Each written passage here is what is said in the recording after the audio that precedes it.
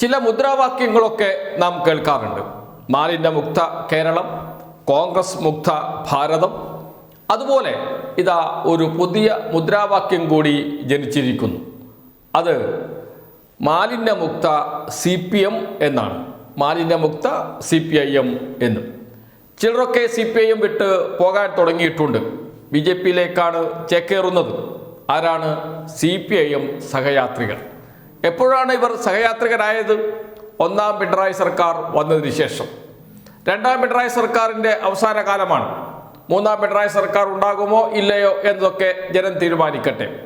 തദ്ദേശ സ്ഥാപനങ്ങളിലേക്കുള്ള തെരഞ്ഞെടുപ്പിലെ UDFന്റെ വിജയവും LDFന്റെ പരാജയവും കണ്ടിട്ടാണോ ഇനി ഒരു LDF സർക്കാർ കേരളത്തിൽ ഉണ്ടാകില്ല, തുടർഭരണം ഉണ്ടാകില്ല എന്ന് കണ്ടിട്ടാണോ ഇവരൊക്കെ BJPയിലേക്കും കോൺഗ്രസിലേക്കുമൊക്കെ ചേക്കേറാൻ തുടങ്ങിയത് എന്ന ചോദ്യവും ഇവിടെ പ്രസക്തമാണ്.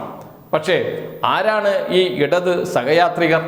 ഈ ചോദ്യത്തിന് മുതിർന്ന മാധ്യമപ്രവർത്തകൻ PS റംഷാദ് നൽകുന്ന ഒരു മറുപടിയുണ്ട് അദ്ദേഹത്തിൻ്റെ ഫേസ്ബുക്ക് പോസ്റ്റിലൂടെ. PS റംഷാദ് സമകാലിക മലയാളം വാരികയുടെ പത്രാധിപ സമിതി അംഗമാണ്. അദ്ദേഹത്തിൻ്റെ ഫേസ്ബുക്ക് പോസ്റ്റാണ്. ഇടതു സഹയാത്രികർ എന്നാൽ ഇടതുപക്ഷ സർക്കാരിൻ്റെ തുടക്കകാലത്ത് CPM വണ്ടിയിൽ കയറുകയും ഒരു തെരഞ്ഞെടുപ്പിൽ ചില തോൽവികൾ ഉണ്ടായ പിന്നാലെ അടുത്ത തെരഞ്ഞെടുപ്പിലും അത് ആവർത്തിക്കും എന്ന പ്രചരണത്തിൽ പേടിച്ച് ആ വണ്ടിയിൽ നിന്ന് ഇറങ്ങുകയും ചെയ്യുന്നവരാണോ? ഭരണത്തിൻ്റെ എല്ലാ സാധ്യതകളും ആവോളം രുചിച്ച ശേഷം ഭരണമാറ്റം പേടിച്ച് കൊടി മാറിപ്പിടിക്കുന്നവരാണോ?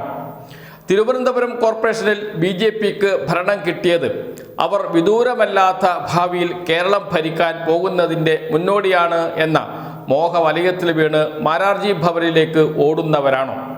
വർഗീയതയ്ക്കും ഫാസിസത്തിനും എതിരെ ജനാധിപത്യത്തിനും മതേതരത്വത്തിനും വേണ്ടി അതിശക്തമായി നിലകൊള്ളേണ്ട സമയത്ത് വർഗീയ ഫാസിസ്റ്റ് രാഷ്ട്രീയ കൂടാരത്തിൽ അഭയം തേടുന്ന പേടിയും കാപട്യവുമാണോ?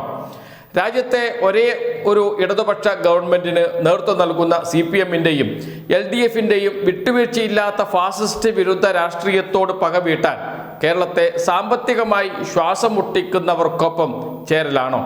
ഇന്നലെ വരെ പറഞ്ഞു നടന്ന രാഷ്ട്രീയാദർശങ്ങൾക്കെല്ലാം വിരുദ്ധമായി ഇന്നു മുതൽ പറയേണ്ടി വരുമ്പോൾ മുറിവേൽക്കുന്ന സ്വന്തം ആത്മാഭിമാനത്തിന് ഒരു നിലയും വിലയും കൽപ്പിക്കാതിരിക്കലാണോ? അല്ലേ അല്ല. ഇതൊന്നുമല്ല. പിന്നെയോ കൊന്നാലും തോൽപ്പിക്കാനാകില്ല എന്ന തിരിച്ചറിവോടെ തൽക്കാലം ഒരു തെരഞ്ഞെടുപ്പിൽ തോറ്റാലും ഇടതുപക്ഷ രാഷ്ട്രീയം തോൽക്കില്ല, തോൽക്കാൻ പാടില്ല എന്ന ബോധ്യത്തിൽ ഉറച്ചു നിൽക്കലാണോ?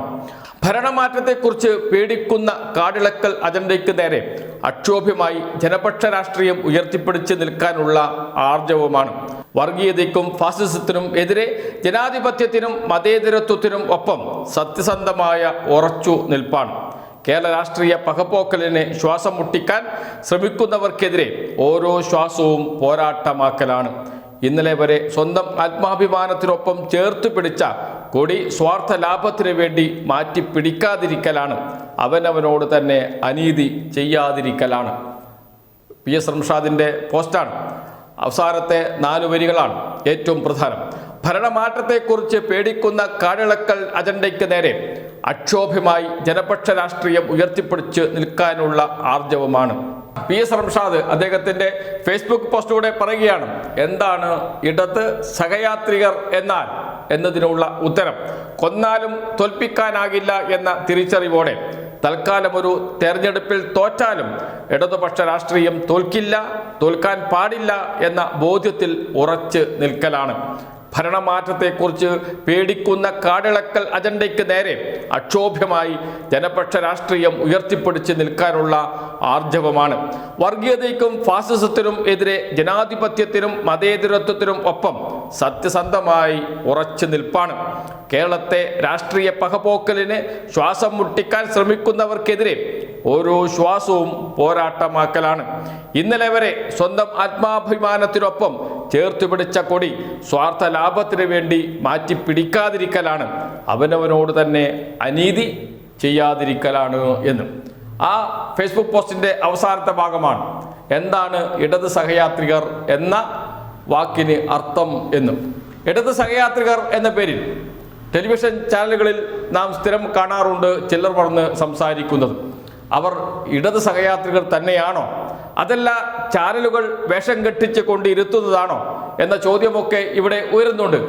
ആരാണ് ഇടത് സഹയാത്രികർ എന്ന ചോദ്യത്തിന് ഉത്തരം പറയേണ്ടത് സത്യത്തിൽ മാധ്യമ സ്ഥാപനങ്ങളാണ്. അവരാണ് ഇടതു സഹയാത്രികരെ സൃഷ്ടിക്കുന്നത്. അവരുടെ അന്തിച്ചർച്ചയ്ക്ക് തോറ്റുകൊടുക്കാൻ ഒരാൾ വേണം. തോറ്റുകൊടുക്കാൻ സന്നദ്ധമായി അന്തിച്ചർച്ചയിൽ വന്നിരിക്കാൻ ഒരാൾ വേണം. അവരെ സൃഷ്ടിക്കുന്നത് നമ്മുടെ മാധ്യമങ്ങൾ തന്നെയാണ്. ഒരു വേള ചിലപ്പോൾ CPIM-ന്റെ അനുഭാവികളും നേതാക്കളും ഈ ഇടത് സഹയാത്രികനോടൊപ്പം സമയം ചെലവഴിച്ചിട്ടുണ്ടാകും. ആ ചിത്രങ്ങൾ സോഷ്യൽ മീഡിയയിലൂടെ വലിയ പോസ്റ്റാക്കി ജനങ്ങളിൽ എത്തിക്കുകയും ചെയ്യും. ഞാനിതാ ഇടതുപക്ഷത്തോടൊപ്പമാണ്, ഇടതു സഹയാത്രികനാണ് എന്ന്. അങ്ങനെ ഈ ഭരണത്തിൻ്റെ ഇടനാഴിയിൽ കിട്ടുന്ന രുചികൾ ആവോളം രുചിച്ച് മതിച്ച് ജീവിച്ചവരാണ് പെട്ടെന്ന് ഒരു രാത്രി വെളുക്കുന്നതിന് മുമ്പ് മറ്റൊരു രാഷ്ട്രീയത്തിൻ്റെ ശബ്ദമായി മാറുന്നത്. അപ്പോഴും പറയുന്നത് വർഗീയതയ്ക്കെതിരെയാണ് എന്നാണ്. വർഗീയതയ്ക്കെതിരെ എന്ന് പറഞ്ഞ് റെജി ലൂക്കോസ് എന്ന ഇടത് സഹയാത്രികൻ ഇൻവെർട്ടഡ് കോമയിൽ പോയി നിൽക്കുന്നത് BJP-യുടെ അരമനയിലാണ് എന്നോർക്കണം. എന്ന് വെച്ചാൽ എന്താണ് വർഗീയത എന്നോ, എന്താണ് ഇടത് രാഷ്ട്രീയം എന്നോ, എന്താണ് മാർക്സിസം എന്നോ ഒന്നും മനസ്സിലാക്കാത്ത വെറും ഒരു ജീവി. ആ ജീവിക്ക് ഓന്തിനെ പോലെ നിറം മാറാൻ കഴിയും. അതാണ് റെജി ലൂക്കോസ് എന്ന സഹയാത്രികൻ തെളിയിച്ചിരിക്കുന്നത്.